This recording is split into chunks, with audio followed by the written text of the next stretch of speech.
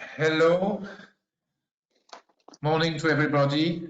Ladies and gentlemen, Szanowni Państwo, on behalf of her Brussels, feel warmly welcome to this webinar on the current trends, current state of the Warsaw real estate market, still one of the most dynamic real estate market in Europe. It's actually around 10 o'clock, 2 minutes. It's not only because I'm a quite punctual person, but it's very symbolic. Exactly at the same second, the same minute, should land the direct flights, lot flights from Brussels, and I should be at this very moment, at this very minute, I should be at the airport of Warsaw, Quelle, welcoming a trade mission from the Brussels region, led by the Secretary of State Pascal Smet, Secretary of State, of course, external trade, but also with horizontal competence, technical competence, Secretary of State for urban planning. In this mission were planned not only B2B with decision makers, with potential partners for investors, but also visits of state-of-the-art building in their building sites at the end of their completion phase, and as well networking moments between, among other things, participation to a cyclic annual congress on real estate management. Of course, we are living in the period as we live now, and this mission had to be postponed, cancelled, and I will come back to this at the end, because this is the message that we would like to give to this webinar. Don't give up. Don't give up. The Warsaw market is still one of the most dynamic and still full of opportunities for your company at the moment and in the future, in the post-COVID world. And to explain this vision, I have a distinguished guest, and I will present you in their order of appearance. We have Magdalena Leo, head of the Belgian Business Chamber. Bonjour, Magda. Oui, bonjour. We have then a charming man-woman duo for BNP Paribas Real Estate, Mrs. Anna Baran. Hello, Anna. Hello, good morning. And Mr. Piotr Gorzewski. Hello, Piotr. Yes, hello, hello. Should join us, which honor for us, the head of Helamco Poland, Mr. Jeroen van der Toolen. I hope this program, we are trying to call him, he has confirmed he's there, but he's in a conference at the moment, but we should have there. And last but not least, the head of Stratokit Poland, Mr. Julien van der Straat. Bonjour, Straten. Bonjour, Julien. Bonjour à tous, bonjour Nicolas. So, as I said, Mr. van der Toolen will join us in a few minutes. What is the link between all those people? Because there is one. There is. Okay. He just confirmed a message that she will be in 5 minutes, Mr. van der Toolen. What is the link between all those persons? Their companies are member of the Belgian Business Chamber of Poland. So I would like to immediately start to give the floor to Mrs. Magdalena Leo, and I would like her to answer these questions. I know, Magdalena, that most of your members' company, they are Belgian companies in Poland, or companies having link with Belgium. However, you have also members which don't have yet a daughter company in Poland, members from Belgium. So if you could, in a few minutes, present the chamber and tell us which service can the chamber already offer to the people watching us from Belgium who don't have yet an office in Poland?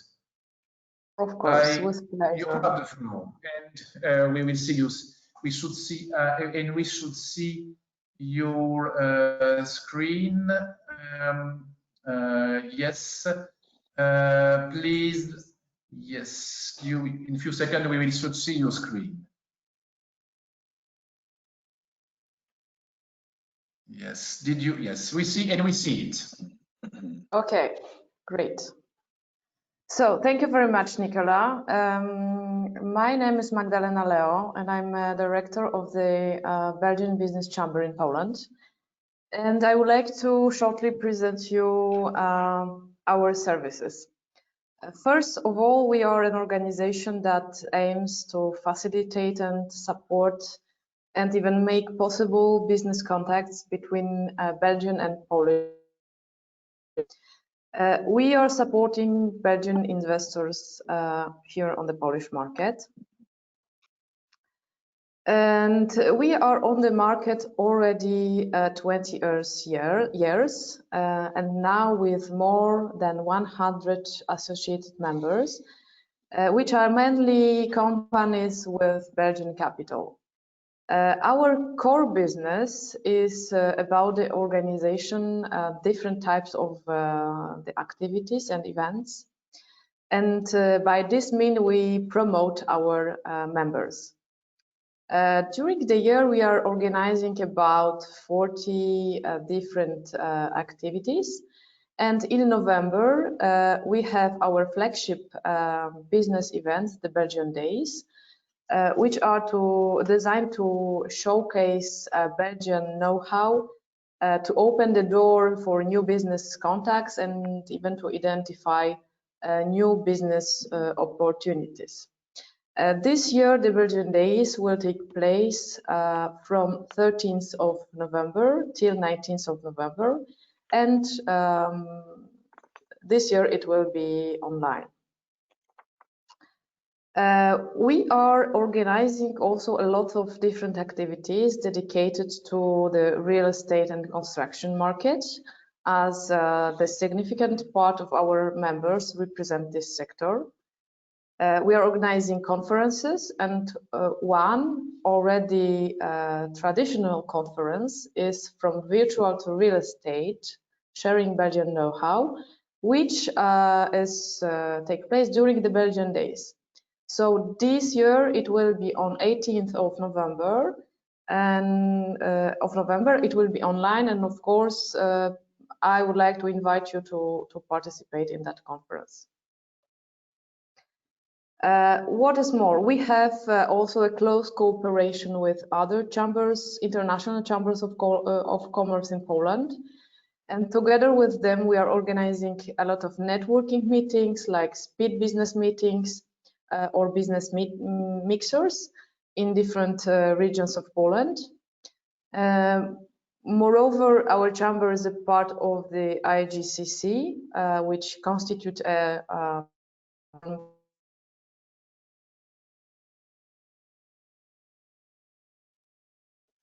Sorry,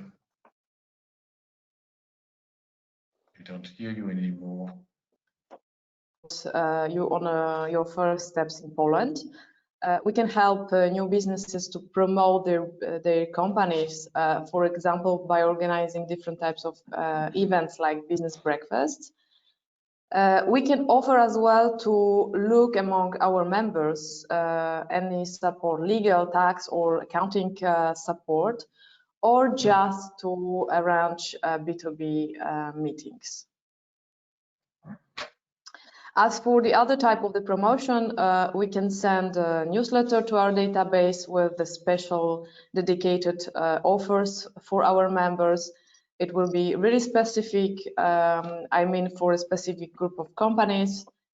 Moreover, we are really active in social media on LinkedIn, Facebook and Instagram. And each Monday we have a cycle called a Monday with Real Estate, where we put in the spotlight news from our members from the real estate and construction sector. And finally, our website is also additional platform where our members can publish some news or articles. Here you can see the membership prices. We have different types of the membership, amber, silver, gold, and platinum. These prices are a yearly membership fee and depend on the size of the company. Yes, for the Magda, sorry to interrupt you. For when you speak about price, quickly remind the audience from Belgium that the rate of the zloty to euro, it's around 4.5. Yes, 4.5. 4.5 zloty per €1. Yes. So thank you for attention. It's everything from my side. Please feel free to contact me via chat, or I will also distribute this presentation to you, so you have direct contact to me. I hope we can cooperate in the future. Thank you very much. Thank you very much, Magda. So for this introduction, now we will go to really to the hard stuff, the heart of the data. We will now switch to real estate, to BNP Paribas real estate. So Anna and Piotr, because we have asked to make a common presentation. I would like to ask you, please, don't reassure them specially, but give them the truth, really. Give your insight of the situation of the Warsaw real estate market at the moment. Even in time of, I will be quite a bit provocative, you know, to warm up, to wake up the audience. Can you say that it's paralyzed at the moment? Yes, please. We have your screen. You have the floor. Okay, good morning again. It's Anna Baran from BNP Paribas Real Estate Poland, Capital Markets Department. Together with my colleague Piotr, we will give you a short presentation on investing in Poland. We focus on office investment market in Warsaw. First, I would like to present some macroeconomic data for Poland to better understand the economic and business environment in Poland, what we have today. Poland has very strong macroeconomic foundations and from many years attract many cross-border investors. As you see, GDP growth for Poland for the last year was 4.5%. And it was similar to the previous years when we have around 4 to 5% GDP growth. And this is one of the highest across EU countries. Comparing to the big economies like, for example, Germany, this GDP growth the last year was just 0.6%. In France, it was 1.5%. Italy, they had 0.3%. So as you see, the Poland is this is very strong indicator which confirm that we have very stable economy and upward trend from many years. Looking on the forecast for this year, we have minus 3.3% for Poland, which is obviously this is the minus number, but the optimistic is that this is one of the lowest decrease when comparing to the other countries in Europe. For example, our western neighbor Germany, they have minus 5.6. France almost minus 10%. For example, Belgium minus 6.6%. These projections are from Eurostat. And also this is based on BNP Paribas Bank analytics.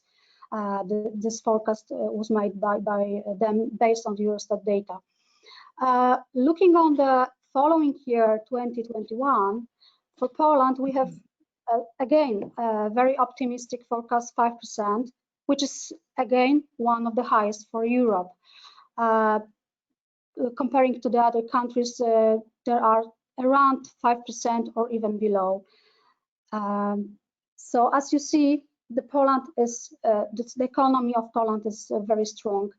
The main reasons to invest in Poland are facts that Poland is one of the largest economy in the CE, so Central and Eastern Europe, in terms of the GDP growth, size of the economy, as well the sizable population. We have falling unemployment rate for many years. The last year we had 5% across Poland. For Warsaw, the unemployment rate was 1.4%, so very, very low. We have rising purchasing power, skilled labor pool, and very competitive costs of work.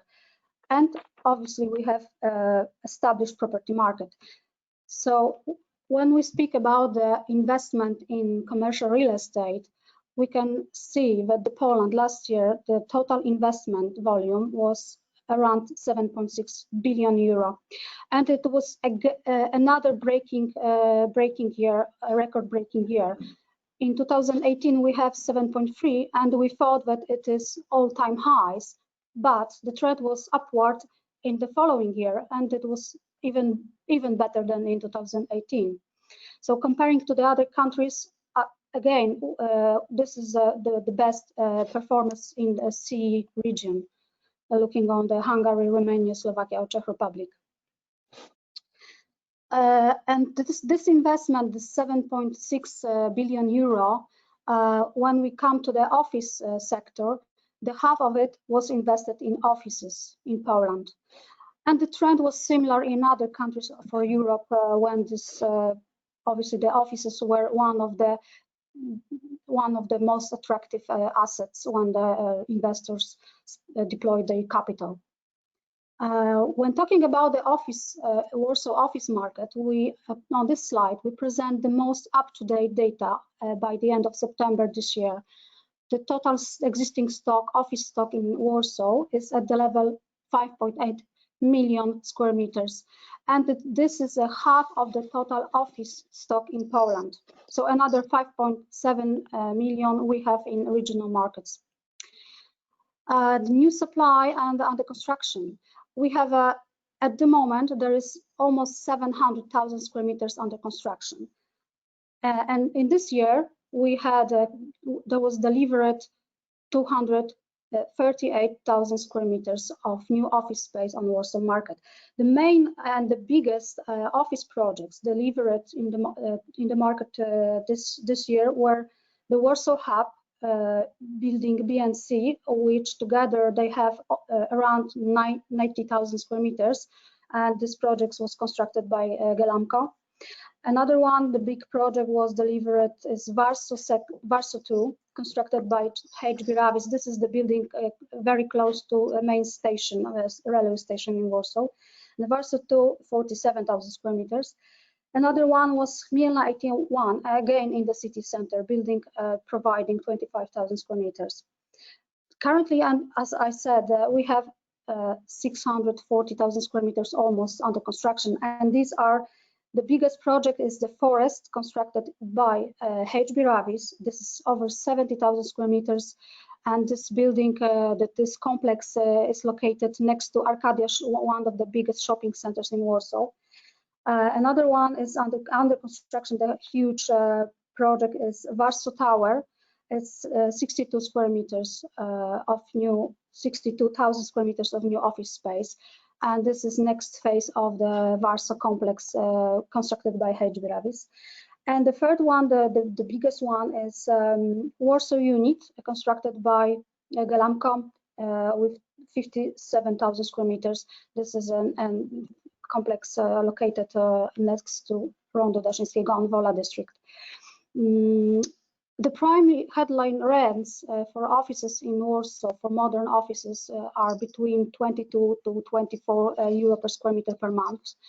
We have very healthy vacancy rate, even with such huge supply of the new office space. This is below 10%, and mainly this vacancy is mainly on the non-center location, like for example Mokotów, when on this district Mokotów has over 40% of vacancy rate, but these are mainly in the old offices, which part of them will be converted into other uses, like for example residential or maybe some retail. To compare the Warsaw, we would like to shortly present the office market in regional cities. In regional cities, we are considering 8 cities in Poland. Among them are Kraków, Wrocław, Poznań, Łódź, Katowice, Szczecin, Trójmiasto, Tri-Cities, mainly Gdańsk, Gdynia and Sopot, but the most offices are located in Gdańsk. And the total office stock, as I said previously, is for these regional cities is 5.7 million square meters, so almost the same as in Warsaw. We have under construction, it's huge amount of space under construction is 780,000 square meters, and the most this space is constructed in Kraków, 200,000 square meters, in Katowice, 200,000 square meters, and Wrocław, 100,000 square meters. Prime headline rents are ranging from 11 to 15.5 euro per square meter. Vacancy rate is still very healthy level, but obviously in the city center this vacancy rate is smaller than on central locations. Okay, so now I will give the floor to my colleague Piotr.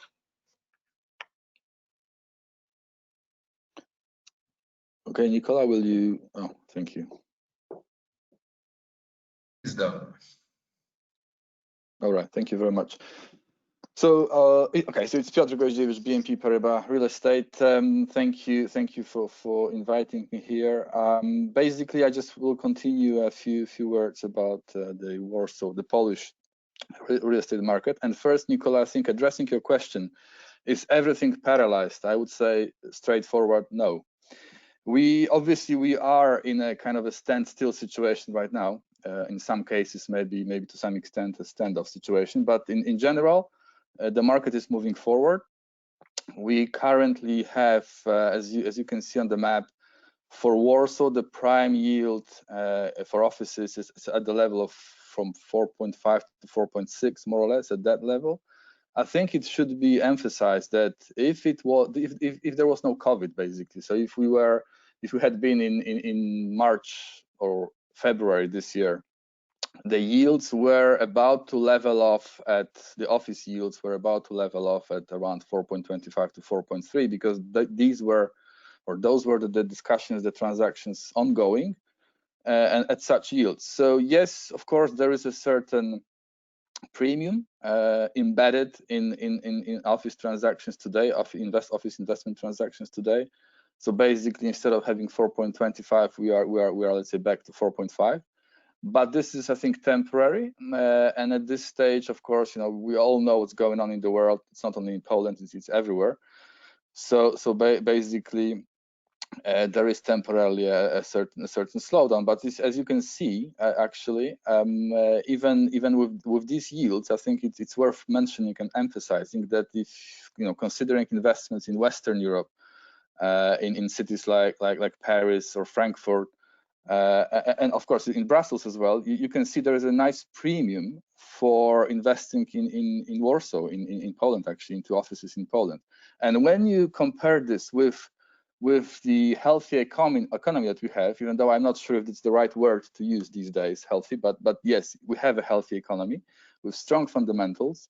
We are on a growth path, and of course, as Ania has already pointed out, temporarily, obviously, we have a slowdown, and that's the same everywhere. Although in Poland, the slowdown is let's say not that strong as for example you see in Western countries, and where the GDP growth has actually is translating into a true recession. We will see a kind of recession here as well, but it's again just temporarily.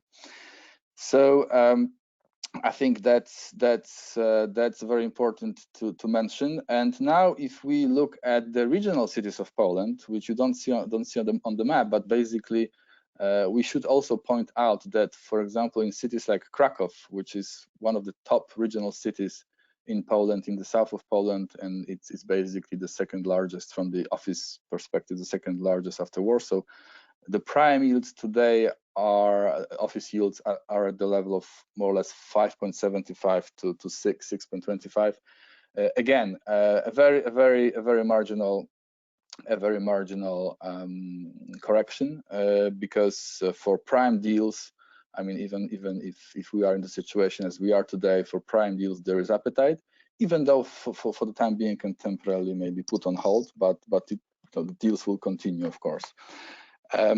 So maybe just a few more words about the structure of tenants. It is important to emphasize that the Polish economy is diversified, so you have all different sectors ongoing and active, and the same goes for the tenants. So it's obviously financial services, IT, all kinds of industries, but also, which is very important, and especially for the regional cities of Poland, it's shared services and BPOs. And these two elements are very important for the growth, or have been very important for the growth of the office market in the regional cities of Poland, because many companies are actually shifting or moving their offices, their shared services centers from across the globe to Poland, to the regional cities of Poland, and this has a very tremendous impact on the development of this sector. Of course, we all have to keep in mind that the office sector in Poland, in the regional cities, is not only based on shared services, because you may argue, well, today the shared services center is located in Poland, but maybe in 10 years from now it will be located somewhere else. Okay, but at the same time, 50% of the appetite of tenants is coming from the, let's say, typical businesses, which are basically focused on Poland and are based in Poland. So just to recap, it's a very healthy market on a growth path.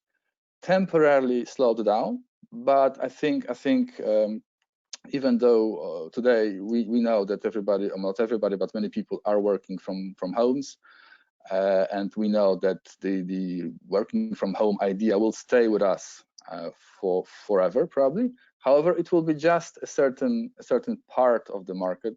We had this even prior to COVID.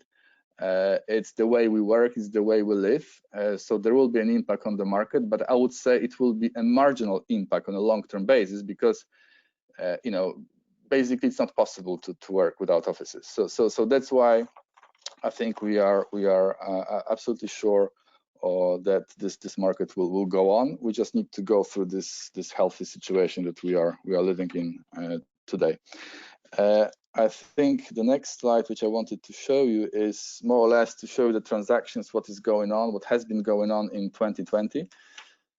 Of course, it has to be very much emphasized that logistics has been really the key investment market in Poland this year. However, at the same time, we had quite a few portfolio transactions and office transactions as well. I think the most eminent one is obviously the GTC acquisition by Optima Investment. That's a company owned by the National Bank of Hungary. So basically, they have purchased the majority stake in GTC, which, by the way, owns around I think 15 offices and 2 retail centers across Central Eastern Europe. But the majority of those assets are located in Poland. So that's a very considerable lot size. But of course, at the same time, if you look at other transactions, for example, I think it's worth mentioning Generation Park Z, which was actually closed in the third quarter of 2020. That's an acquisition of a A-class office building in the city center of Warsaw by Deka from Skanska, and actually the yield. And by the way, the transaction was really consumed and done, finalized during COVID, so in the third quarter of 2020, and the yield leveled off at around 4.5. So I just want to reemphasize that this is another evidence for the market to continue. The market will continue its growth. So this is what I wanted. Hello? Yeah. Yes, thank you. The other elements which I really still wanted to focus on is maybe also to show you maybe to tell you a bit about the market from the investment perspective, meaning what investors we have in this market. And obviously, historically, we have had investors from the US, UK-based, Germany, and basically from all over Europe, and that's really the main bulk of the capital.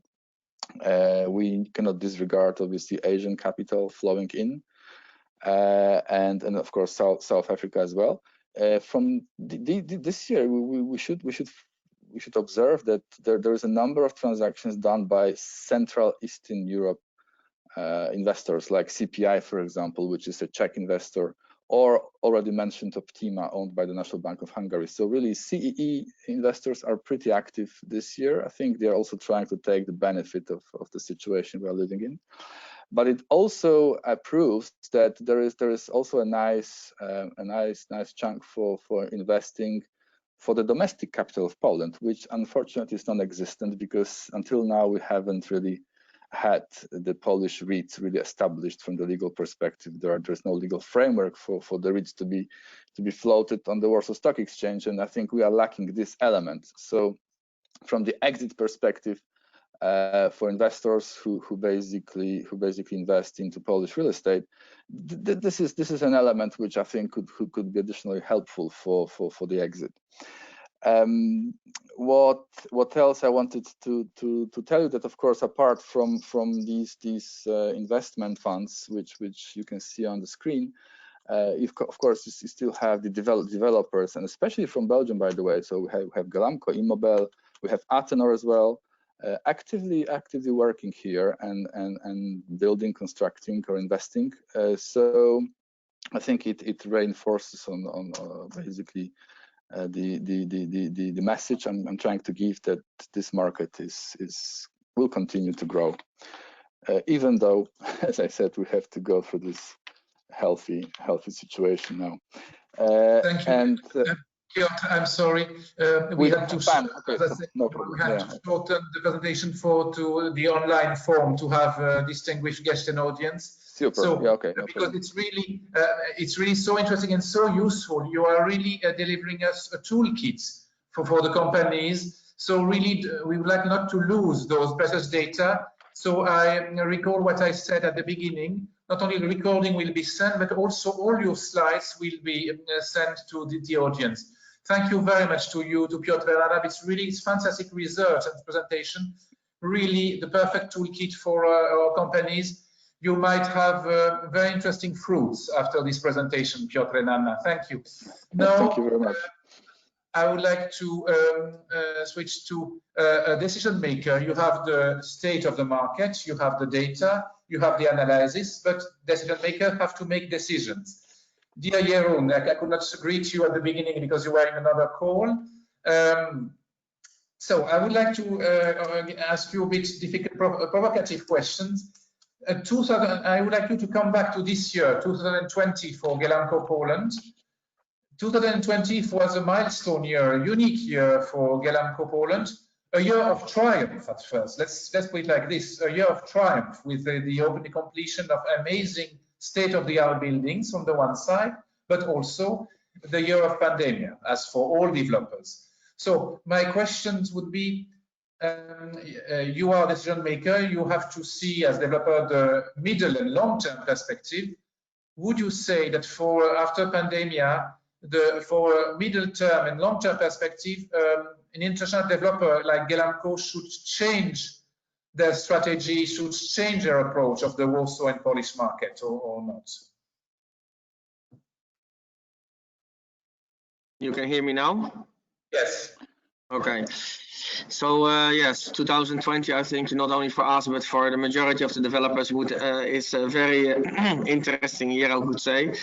You know, we just heard Piotr saying that before the COVID, the yield was 4.25, which was like a yield we were all celebrating, that it was, you know, fantastic to have such a yield in Warsaw.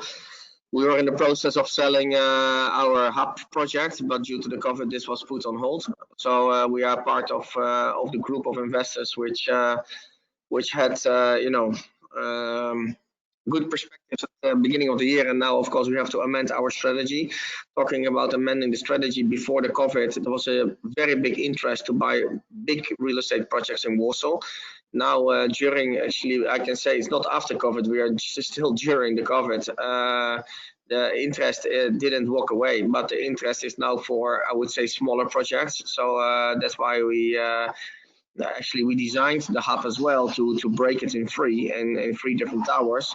But before COVID, we thought, okay, we sell the whole thing in one go. But now, of course, we are breaking it in three, and most probably we also go to the market to sell B and C towers separately and keep the hotel for the moment, because the hotel interest, of course, is gone for now. So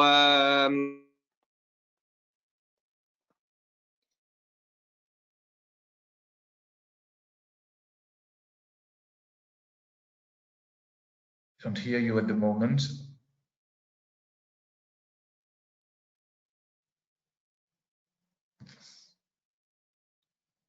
Oh, yes, yeah, it's come back. It's come. Yes.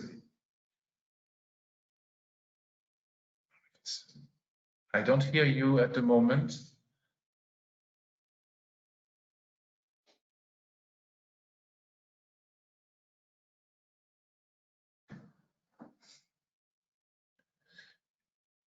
Do you hear, participant? Do you hear Jeroen? Because it's only me who has a problem. No, we cannot hear. We don't hear Jeroen. Jeroen, we don't hear you. But yes, what's happening? Maybe while we are waiting for Jeroen, maybe I can just add one comment. If you look, I mean, obviously this event, this online event, has been very well organized. But if you look at the situation as we speak, you have to believe that the offices will come back, because you cannot work like that for a long period of time. You have conference call, video calls, etc. But at the end of the day, it is never perfect. That's why it is one of the reasons why the home office idea will never prevail. It will only be a certain element of the sector of the market, but will never take over the real business model of having a typical office building and a typical office space. I'm back.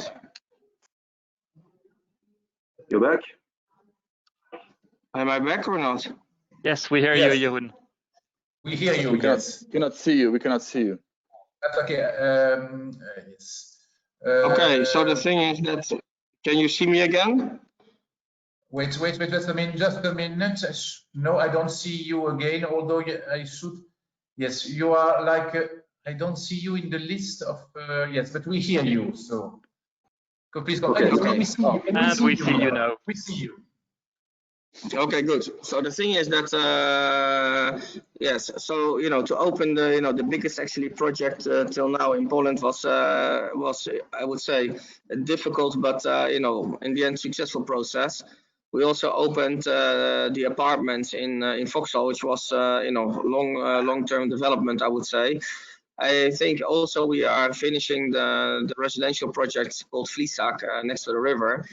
And I would say that I'm like positively surprised that in the COVID time, it looks like that people with money, they want to place their money. So we sold a lot of apartments in these two, say, high-end residential projects, which have, say, sales prices between 30 and 40,000 zlotys.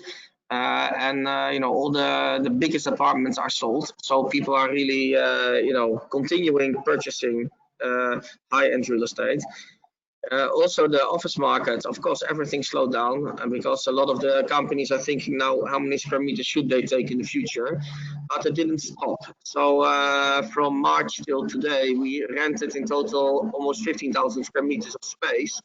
So I would say that it's of course less than we would love to do, but still it's continuing. So also when we are talking about with many of our clients about giving back space because they start all working from home in the long term, this is not the situation. So there is a lot of I would say gossips that companies need half the space or they work from home for the future.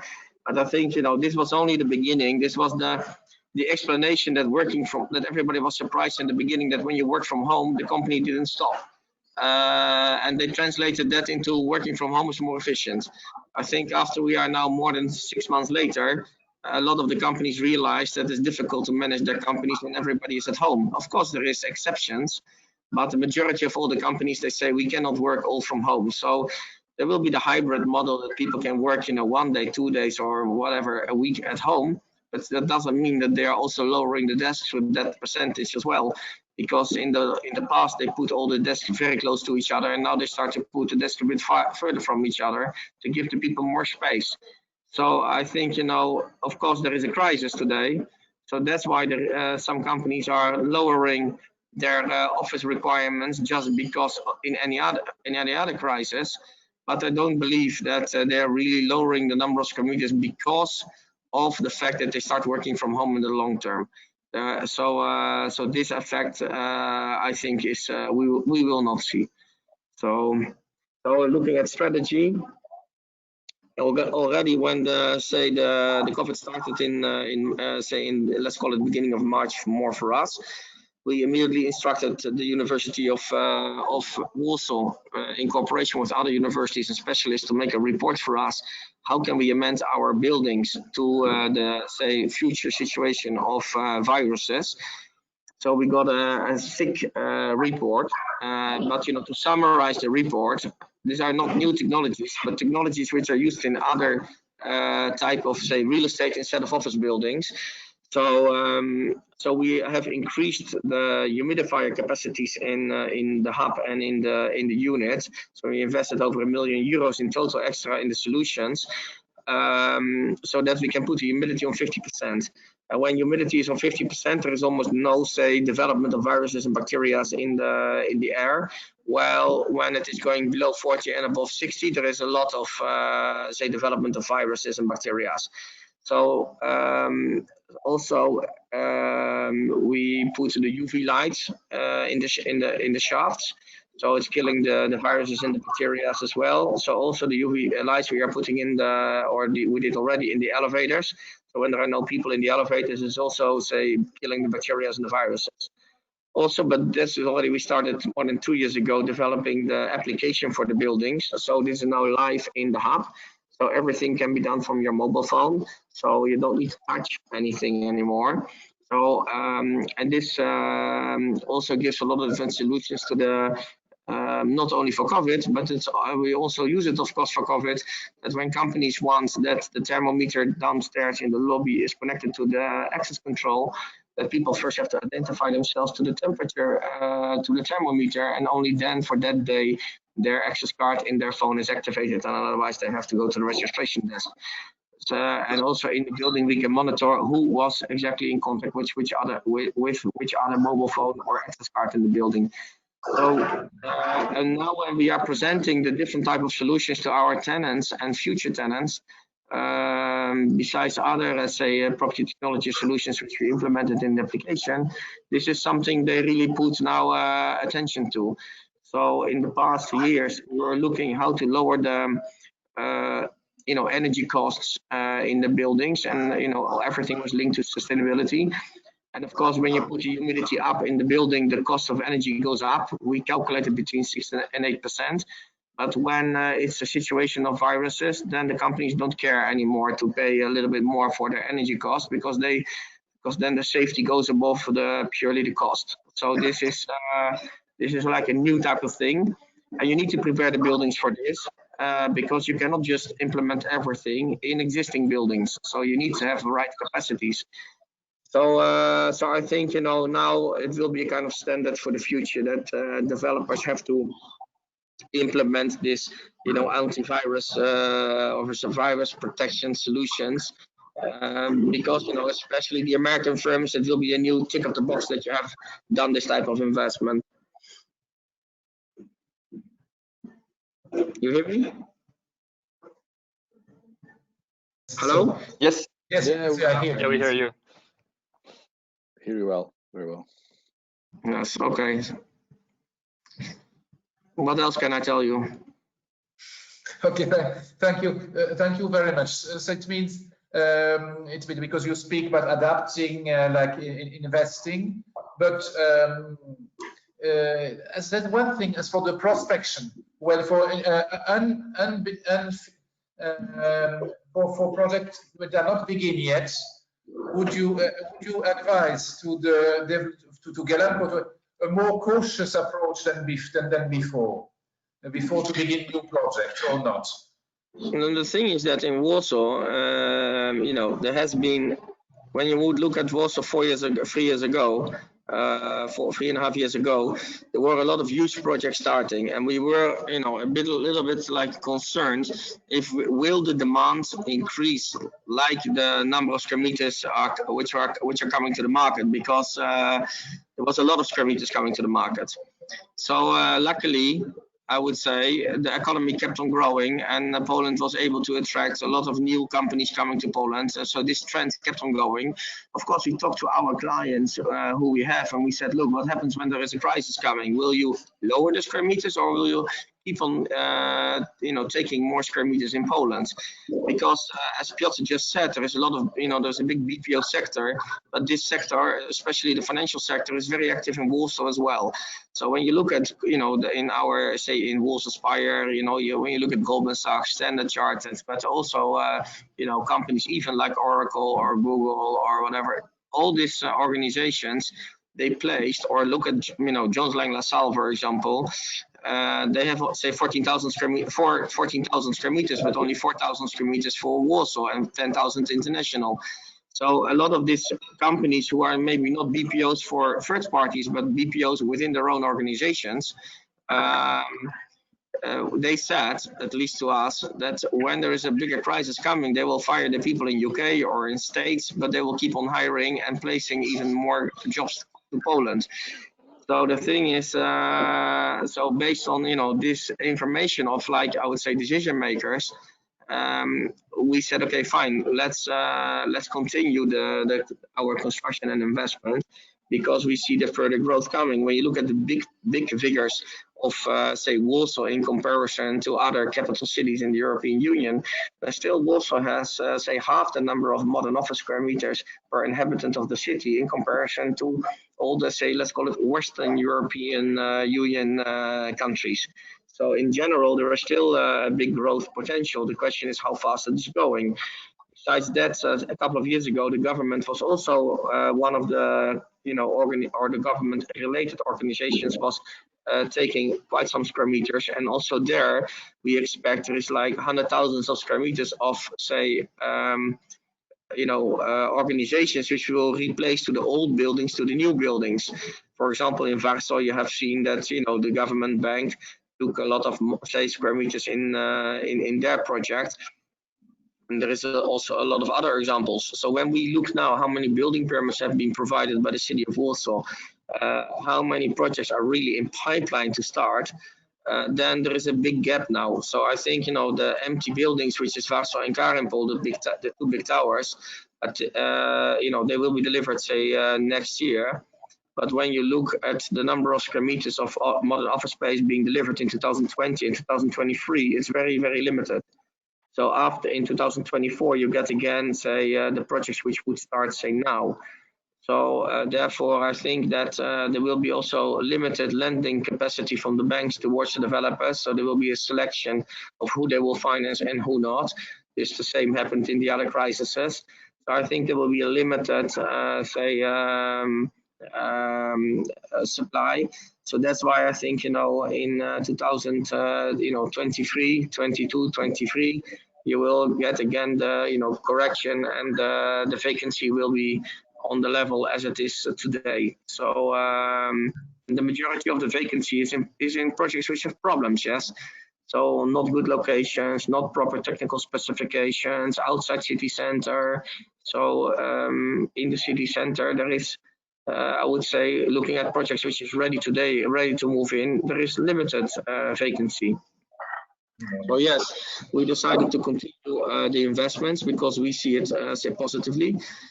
So beginning of next year, we are planning to start our next larger investment in Warsaw, and we will start also 2 projects outside of Warsaw. So one in Krakow and one in Katowice. Plus, we decided to do also more in residential. So now we are building only two residential projects. But we are starting still this year one project in Constantian, and beginning of next year one project in Piacenza. And in total, we have 140,000 square meters of POOM of residential in pipeline as well. Okay, thank you very much. I mean, you brought us, that's really what I wished. You brought us up to 2024 and to this more long-term perspective. And so that we reminded us, don't look only at office space in Warsaw from Gelanko, but also residential and also a project that you have in Łódź, a very interesting one. But thank you very much for your presence. Please remain for the question. And no, we heard about all that. I hope we managed to convince that Warsaw and the Polish market is still full of perspective. But no, I'm talking very more strictly to the PropTech companies. You must know that there is a competition between developers, smart buildings, between the smartest solution, the most interesting solution for the tenants. You must know that you have CEOs very open to new solutions like Mr. van der Tolen, who are so interested they sometimes want to discover the solution by themselves. But you cannot go to all CEOs like this. You must have a frame methodology. And we have somebody here which has a very interesting experience in Poland and who could enlighten and provide us with some advice for methodology. I would like to give the floor to Mr. Van der Straten from Stratokit. If you could, Julien, provide us with a few advice given on your experience and give us some examples of successful small PropTech companies who managed to see their solution presented and then developed in a smart building in Warsaw. We see your screen. Okay, thank you, Nicola. Good morning, everyone. Again, I'm not going to give a very concrete methodology on how to launch your product or your business. I'm, however, going to share our own experience, and this is hopefully going to inspire some people as well. So maybe just a few words about myself. My name is Julien. I'm Belgian. I live in Switzerland, but I work mostly in Poland. So what I will share during this small presentation is first a few words about the company that we started, the product that we started, and then I will share the three main steps that led to a successful company and product. So first of all, the company we started, it's called Stratokit. It started, I think the project started 3 years ago when we were approached in my former company, Nieciecka. We had a development team, and so a company called Aproplan approached us. Aproplan is a company, it's a Belgian company, and they developed an application, an iPad application or an Android application that project manager or site managers, construction site managers, can take with them on the construction site. And what they will see in the application is all the floor plans of the construction sites, but also a few checklists to perform audits, etc. And the application allows people to take notes digitally on the platform, take pictures, link the picture with specific points or locations on the plan, and then they will be able to assign that defect, for example, to a subcontractor or a colleague. Now, this application seemed to have quite a lot of traction in a few countries. It got sold pretty well, but bigger companies who already had ERPs, so management systems internally in their company, these companies sometimes manage tens or hundreds of projects, and they didn't really want to have to synchronize all the floor plans with Aproplan, or whenever they would take picture or have reports, they wouldn't want to move all these reports back manually to their existing systems. So in order to sell Aproplan to larger companies, they needed to somehow have an integration existing systems. And that's what we decided to do with StratoKit. We agreed to develop integrations specifically for Apoplan, and now we develop integrations for other companies. We started in a very naive way. I started this company initially, and I was a bit naive. I thought it was just about moving files from one side to the other. Seemed pretty easy. But eventually we worked 1 year on this, delivered a dodgy product, and now 3 years later we finally have something that's very powerful. I will give a few details about that. So to summarize, StratoKit is a business that writes integrations for applications in the construction or property market. That's about the company. As I said, I started in a very naive way, thinking from the technical point of view. The request at that time was simply to move files from one point to the other, and that seemed pretty easy. But when you launch a product, it's not about the technical solution you bring, but it's about the business problem you solve. Now 3 years later, we had the opportunity to talk a lot with companies in the property and construction markets, and I think we isolated a few very important values, and they are here. Maybe these two values apply a bit more to the construction markets. I'm not super familiar with the property market, but in the construction market, efficiency and safety are really important topics. One example, efficiency. By talking to construction companies in Poland, I discovered that apparently building something in Poland now is almost as expensive as building it in Belgium. Jeroen, feel free to contradict me. I'm not entirely in this market, but this is something that I heard. Anyway, what I definitely do know is that the cost in Poland is relatively high, and the reason is efficiency. Efficiency is lower on Polish construction sites than in, for example, on Belgian construction sites.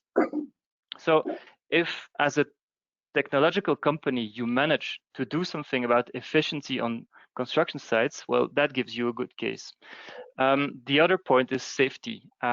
Safety is probably the same a bit everywhere, but it's definitely important, and you can have really serious accidents and even quite a few casualties on construction sites. So caring about safety or solving safety problems on construction sites is also a very good business proposition for your product. So these are currently the main points we focus on with our solutions. And what I want to show here is, instead of focusing on the technical parts, you really, as a technological company, have to focus on the business value you deliver to your clients. Because when you sell your solution, you talk to CTOs, you talk to CEOs, and they really don't care much about the technical solution you're bringing. They care about what problems you're going to solve for them. So that's one major takeaway from me, is to be really careful about this. I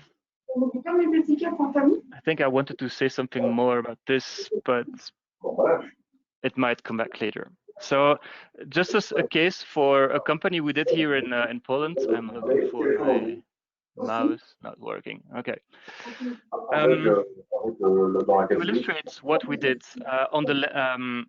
we deployed a project for CFE Polska, which is a Belgian company here in Poland as well. And what we did for them is that on the one hand, they have Apoplan, so you can see the tablet with floor plans and defects that they can point or define on the floor plan. And on the other side, you can see SharePoint, Microsoft Teams, Power BI.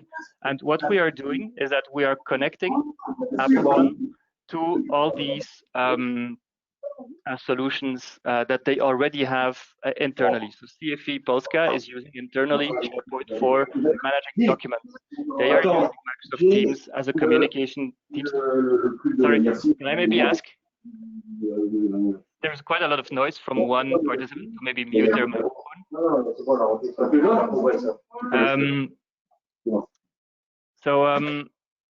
Steffi Polska is using SharePoint for managing their documents, but they're using Microsoft Teams for managing communication, for video calls, but also for manipulating some documents to getting alerts, etc.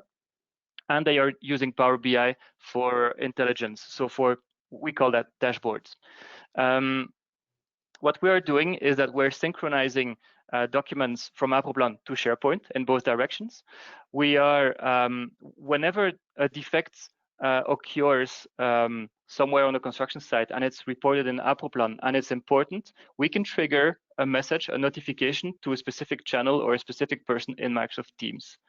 But then very important for decision makers is all that data, what you can do with it. So we gather all the data that is stored on Appleplan. We transfer it to Power BI, and CFA creates their own dashboards that helps them to monitor progress of something or to monitor efficiency in certain processes. I know that one very important process is the delivery process. When something is finished, they need to deliver the project. For them, it's very important to manage their performance when they deliver projects. So all that data, that different kind of data, is data that we synchronize using our services. We do this for Appleplan, but we do this for other solutions as well, and with several solutions together as well. Now, that was a few words about the company itself and what we are doing. But how did we get there? I identified a few steps, and the first one is, as I said, first understanding the market. That's really the first step. As a young, naive person, you tend to think you have a great idea, and you think that your solution is going to be super cool, but it really is not if you don't solve the right problems. So it's really important to spend enough time there if you don't want to lose a lot of time and money. And we all know Simon Sinek with his presentation about the why, the what, and the how, but it really, really helps. And I really think you need to start with the why. Why are you doing something? Why would people want your products? It's really important to spend enough time there. We didn't. We lost some time. It didn't kill us, but it would definitely have helped if we would have started in a more with more knowledge. The other thing, I'm specifically talking to tech companies here or technical profiles, but it's really important to understand that developers and business owners don't live on the same planet. They all think they are right, and they all are right.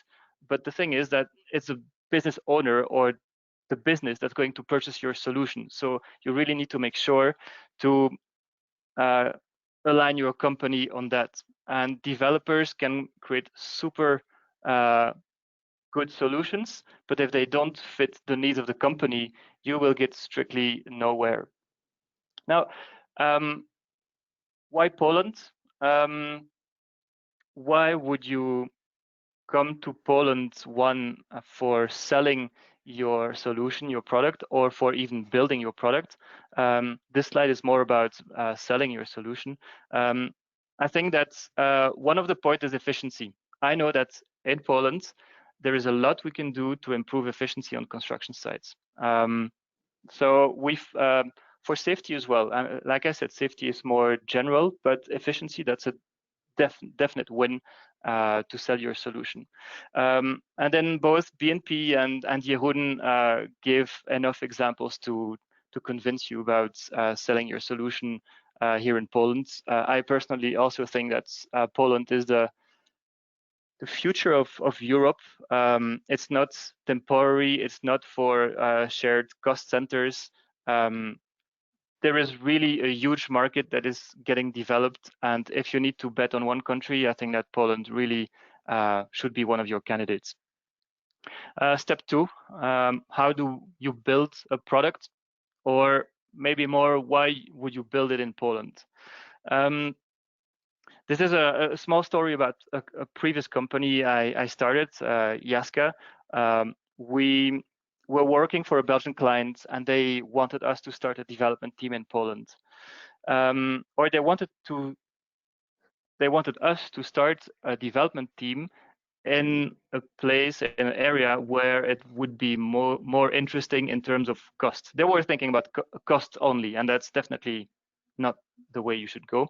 But it made me think, or it made me study a bit about where I should have to start that team. They gave me a check for 1 year to start my team with an annual budget. So if it would succeed, I would get another budget for the year after.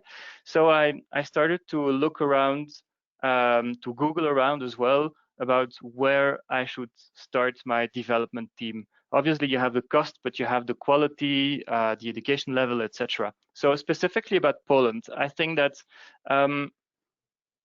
you have a few countries, and you can summarize it to Russia, Poland, and Ukraine.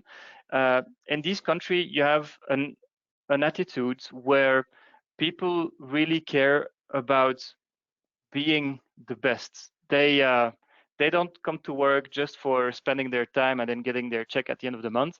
There is really a huge drive to become or to be the best, and they really go for it. So that attitude is a really attractive point for hiring developers here in Poland.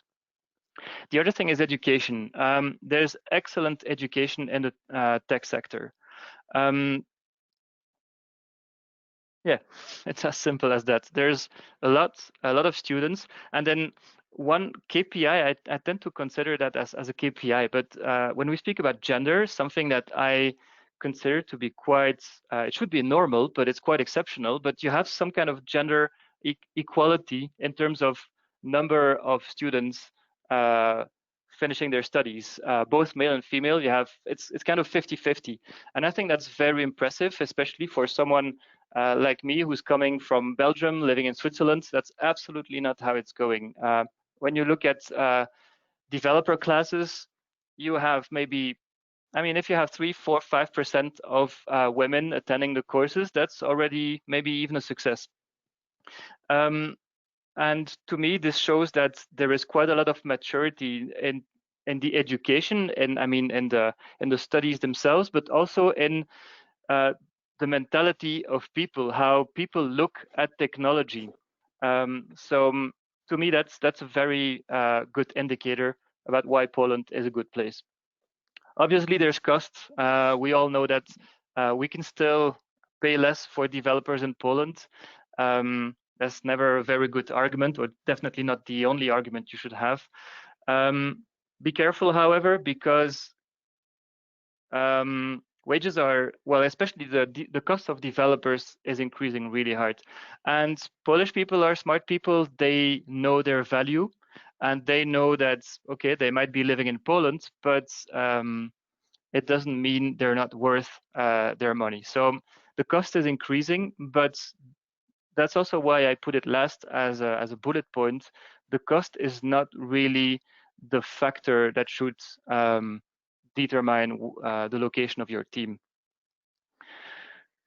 Step 3, how we got the product to the market. Everyone has its own strategy. There's a lot of chance, opportunities, etc. But here I listed a few points that were important or are important for us. First of all, partnerships. It's very hard for a company like ours to go directly on the market and talk directly with clients, because we integrate software. So this means that they probably already have software or need to have some other software, and they then face the problem about how to make these two or several software talk to each other. So for us, it's been very interesting to develop more of a partnership program where we seek very good relationships with partners such as Apoplan or other companies, even Microsoft, because these companies are going to refer us. So that's quite important for us. I think we really want to be a reference point. We have to we want to gather a lot of knowledge, and we want to be recognized for that, so that we can be a reference on the market. But getting the clients, getting the leads, we'll mainly get these through partnerships. A few tips if you arrive in Poland about networking. I'm in Poland since 2010, so I've been here for 10 years. The regions are putting a lot of efforts in getting you in touch with the right people that you want. That's what they are here for. So don't hesitate to contact the regions to see how they can help you to develop in this country. The other very important network opportunity for me is the Belgian Business Chamber. That's where I started. I'm even member of the board right now, and especially the Belgian one. It's a very open chamber, very accessible. You can have some very light events where you would just go for a drink and then slowly discover people. You have some very interesting seminars, some targeted seminars for specific markets, but they also have a huge address book. They know a lot of people, and they can also introduce you with pretty much anyone you want. So if you're new to the market, I would definitely advise you to get in touch with the regions and with a Belgian Business Chamber.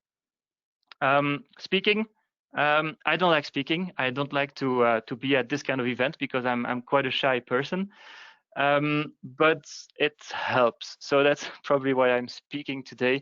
It helps to get your product on the market. It helps to get feedback. It helps to understand lots of things. So speaking at events is definitely a recommendation, even if this is a really strange period. There are no real life events anymore.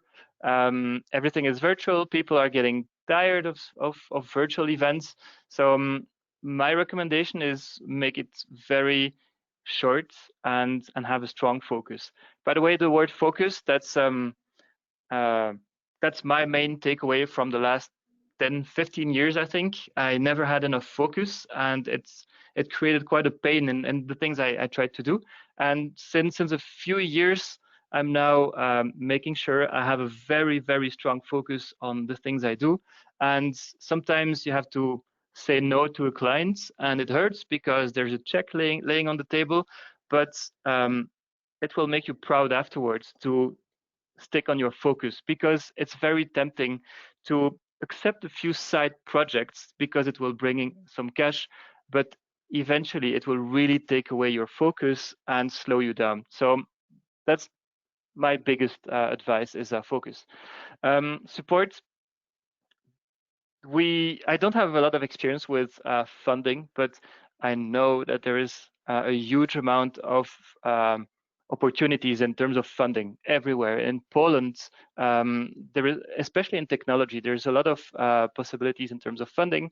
And have a look at incubators as well. We get the support of an incubator, and it really helps a little bit financially, but especially in terms of expertise, contacts, and some extra help that would else be relatively expensive. So okay, thank you. These were a few words. I'm done here. Thank you, Julian. I didn't know you were a shy person. That is good, but thank you very much for your insight. Before give some minutes for questions, I would like to give the floor to a representative of the association or partner of the association PropTech Lab Belgium. It's not Mr. Iris Gossan, it's Mrs. Noemi de Krombrugge. I would like you to show me that you have already links with Poland in the association. Are you there? I am here. Can you hear me? Yes, yes, perfectly. We can hear you. We don't see you, but we can hear you perfectly. I don't know how to put my camera on. Okay, but just if not, what I can really do, I can webinar. Yes. And PropTech, yes, I can. If you want, if you can, I can show my. I can show. Share your screen. Yes, I can share my screen because I have your slides, but you can really not put your put yours. So, but so I will share now my screen. Yes. But which should really yes, yeah, because I see the people. This yes. Do you see it? Yes, I can. Super. Yeah. Okay, may I go further? Yes. Thank you. Yeah. So thank you very much for having us today for this webinar. We are glad to be here. Indeed, it was supposed to be my colleague Idris, but I'm glad to do the presentation for him. So this is actually Noemi from PropTech Lab. So I'm the head of membership at PropTech Lab, which is the Belgian network for the PropTech ecosystem. And Idris founded PropTech Lab 3 years ago, and he also founded PropTech House, which is the national the European network gathering all the national networks. So here I'm glad to just make a short reminder about the definition of the PropTech. So we speak here about every technology and techniques. You can go to the first slide. Slide number 4. The fourth, yes. This one? Yes. No, the number 4. 4 because yes. Okay, that's 4. Yeah. Perfect. Thank you. So we say that the definition of PropTech it's actually the innovation that is the technology, the techniques, and the business models in the whole real estate value chain. So here on the graph, on the icons, you can see the value chain that is from the architects, the engineers, the contractors, which is actually the construction part. And then we have the whole real estate that is the developers, agents, property, facility, asset managers, and the investors. And we speak about this innovation also across all asset classes. So here we can mention the housing, the offices, the retail, the industry and logistics, the hospitality, and the healthcare. So as you can see, it's a very broad definition and it's a very large segment. So you can go to the next slide. And actually, in order to be more precise into this definition, we decided to split the innovation in the real estate and the construction into 5 different segments. So you have the financing and investment, then you have the design and building, which is the construction phase.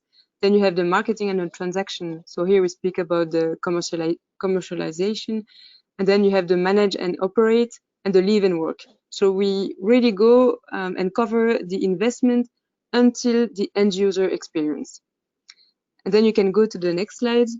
So with PropTech Lab, we actually discovered 2 main drivers of today. So we speak today in the innovation, in the real estate and the construction, we speak about the customer centricity, and we also speak about the efficiency. So these are the 2 main drivers in innovation. The efficiency is then covered by the digital and the technology, and also through the new skills in the real estate professionals. If you go to the next slide, we can explain that we cover so the 5 main segments that I mentioned before regarding the financing, the design, the marketing, management, and operations.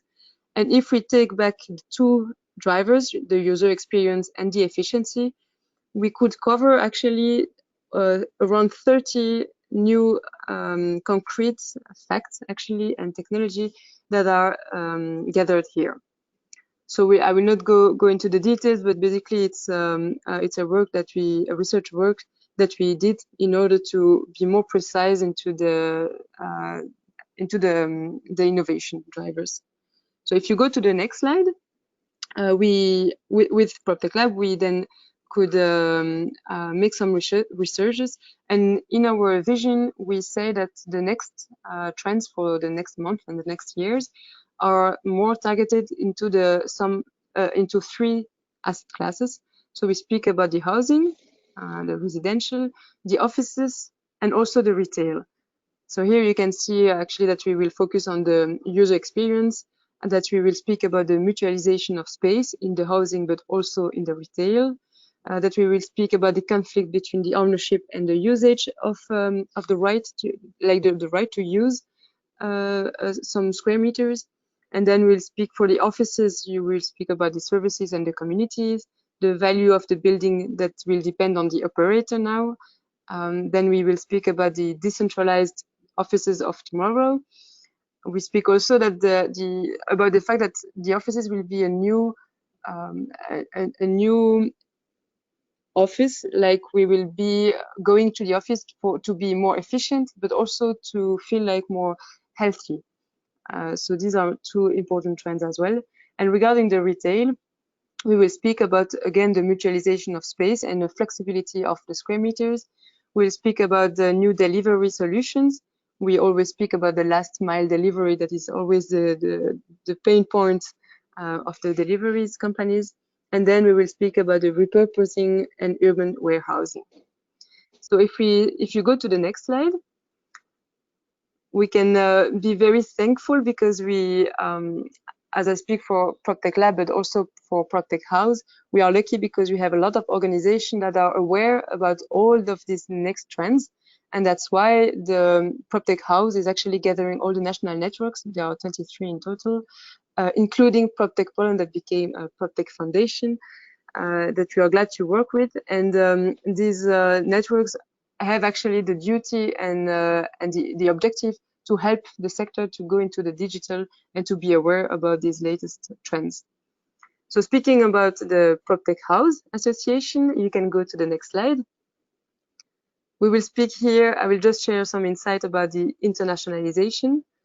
And we can see on this graph that we actually did a survey for all the members and all the scale-up that are part of the PropTech House Association. So we can see that almost all of them gave some answers. And if you go to the next slide, we actually ask some questions like, how do you identify a market when you want to enter into it?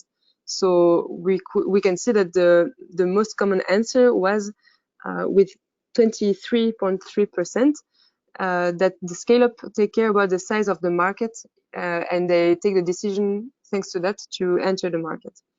And here we can see, for example, that for the regulations, it's only 8.3%. Why am I mentioning this percent of the laws and regulation? Is that you can go to the next slide. And this is actually quite surprising because the scale-up choose the size of the market, but actually when they enter into a market, the main barrier they can see is actually the laws and the regulations. We can see here it's with almost 67%. So that's quite surprising. And if you go to the next slide, we also asked to them, how internally do you proceed with an expansion to another market?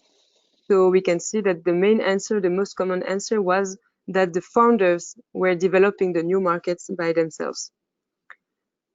In the next slide, we also ask them, how do you need the help of a national network of the organization into entering a new market? So we were speaking just before about the Chamber of Commerce, for example, that is a good help. Of course, we as PropTech Lab in Belgium, but also PropTech Foundation in Poland can help you also to enter a market. And the answer here was quite astonishing because we can see that it's only 50% of the scale-up who asked and asked the help of a national network. So of course they should use it more because we have a lot of knowledge and we are in contact with all the networks. So this was about it for us. Of course, you can join the PropTech Foundation in Poland. It's a very great organization, and so the next slides are about who is what does PropTech Lab and who we are. But basically, we do the same as the PropTech Foundation, and I will not go into the details, but we will be glad to send the slides with you. And of course, you can come back to Idris or to myself if you have any questions. But I wish you good luck to enter the Polish market, and don't hesitate to reach out to PropTech Foundation. Thank you, Noemi.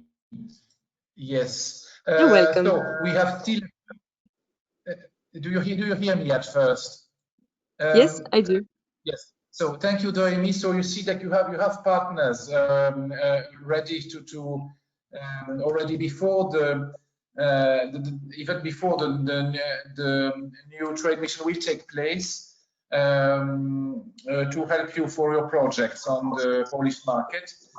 Concerning this Brussels trade mission, we didn't give up to this. We could have replaced it by a series of online meetings, but we would like, as I said in the beginning, to show to organize those networking events and to show the buildings just finished or in their completion phase. So the next date that we are thinking of is the warmth of the end of Polish spring. So it's June next year. So we are thinking of the 1st, 2nd of June. Of course, we are not controlling the epidemic, the vaccine, but still we didn't give up to a form of COVID-proof mission, but a mission in presential forms. We will keep you informed of this. Yes, if we have still minutes for questions, audience can raise their hands. There was a question I see for Jeroen, but you partially addressed this question. Did the crisis was a factor for pushing innovation? I think yes, you confirmed this. Jeroen, that the pandemic crisis has been also a factor pushing innovation. The thing is that I would say that it was, say, not us pushing for the innovation, but it was yes, broadening the innovation towards also the COVID solutions, because as I said as well, 2 years ago we started already with the whole say application for the building, that everything could work from the phone and that all the systems in the buildings are integrated, because there is a lot of startups and there is a lot of applications, many of them, but the problem with the majority of all these applications is that they're not integrated. So the thing is that they don't have access to the main building systems. They don't have access to the elevator systems. They don't have access to the security control or all the car parking or to the main HVAC systems in the building. So there is like a lot of separate applications, but again, you have to run many of them to have all the things fully integrated. And it took us actually a couple of years to convince all the I would say suppliers of systems to the building to open their systems, that we are able to integrate them. So this was not possible in the Walls Spire, and we had a lot of discussions and fights. But in the hub, we managed that. So then also for the unit. So that's why, and from now on, all our projects. So this is the future. So we know that that's the future. Also, you know, I would say in Poland there is a lot of construction in comparison, even when you look at Belgium, yeah, or when you look at, say, the Netherlands. So also our Poland is one of the biggest construction sites for modern office space in Europe. Besides that, also the companies going to these projects are big international, a lot of them at least, big international companies, and the people they are hiring are young people. So and in already started years ago the fight for, say, you know, good employees, and that's why you know these employees, and a lot of that we can call it even financial sector, but it's one hand is financial sector, but on the other hand it's like these are huge IT centers, yes. So and these type of people working there, they love this type of, you know, applications and integrations. Plus, of course, it's also easier for the people to manage their employees when they have full access to what they are doing, yes, and how they are moving around. And there is a lot of learnings out of that as well. So so to make it more efficient and to optimize it. So, you know, we started, as I said, some time ago, and now first time we were able to realize it, yes. So, but all the, say, COVID, you know, situation has, say, broadened it and has accelerated, I would say, it from the other side. It has accelerated the requests from our clients, which are, say, the tenants in the building, yes. So they now are asking for which solutions we can offer them additionally to the, say, standard application which we are offering to the building, which is, say, within the service charges. Yes, because this was the question. So the COVID is also pushing for new technology development. Does anybody, if anybody has a question, I will give him the sound. If not, I will so same for the audience. I will give you the floor, the sound. If you just raise your hand. If not, or does any of the speaker has a question to another speaker? Yes or not? If not, because we took a bit more time than scheduled, but more, I would like to congratulate and to thank and to congratulate also for your discipline. The speakers, we managed to finish more or less on time. There was one problem of sound with one of them. So again, for the audience, the recording will be sent to you through a link. Also, all the total of the slides, not only the slides presented, but the slides provided and worked on by the speakers. So yes, some voice, but it's not one of you or one of the audience. So thank you very much for your presence, for your work, for your research, and stay safe. And let's hope that we will all be able, all of us, be able to meet at the occasion of a first presential and with full of events trade mission of Brussels. Thank you very much. Thanks to you. Thank you very much. Thank you.